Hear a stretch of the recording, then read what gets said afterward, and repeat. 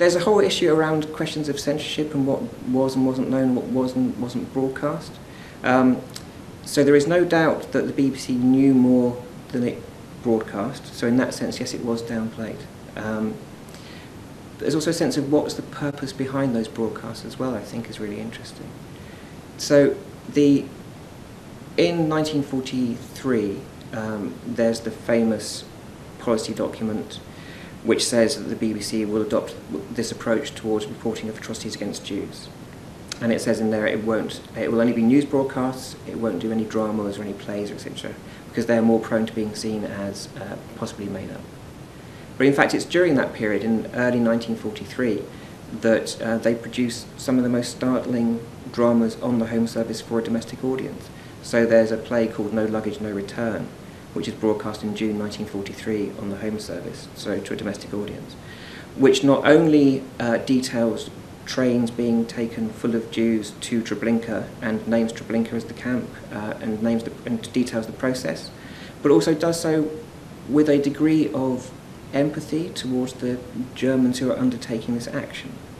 So there are two German officers running the railway network, one of whom is elderly, one of whom is younger, and the older man is often saying, "I'm tired, I think the wrong people are being deported, why are we doing this?" The younger man is saying, "The Führer tells us to do this, so we do this."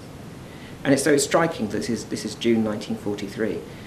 So there is no doubt that the people listening to that broadcast would have been told very clearly what was going on. It was probably heard by about 1.5 million people only. So again, what people know and who knows, it's quite striking.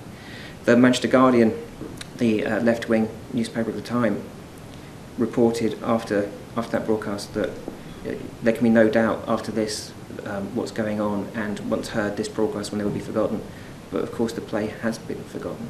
And similar things happen throughout. So in December 1942, when Anthony Eden stands up in the Houses of Parliament and reports on the fact that there will be post-war justice and reports the details of the atrocities taking place in Europe, Parliament stands and has a minute's silence.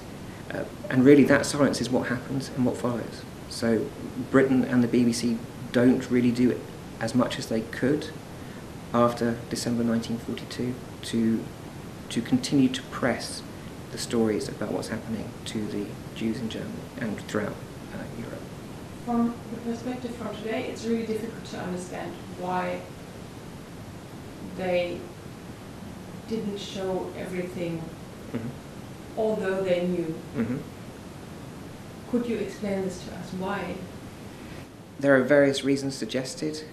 They include simple reluctance to reveal what was known on behalf of the Ministry of Information, whose relationship with the BBC is complicated at that time, to there being institutional anti-Semitism across the UK, across Britain as a whole, rather than just, so not necessarily the BBC, although there's evidence of individual anti-Semitism within the documents, within the archives.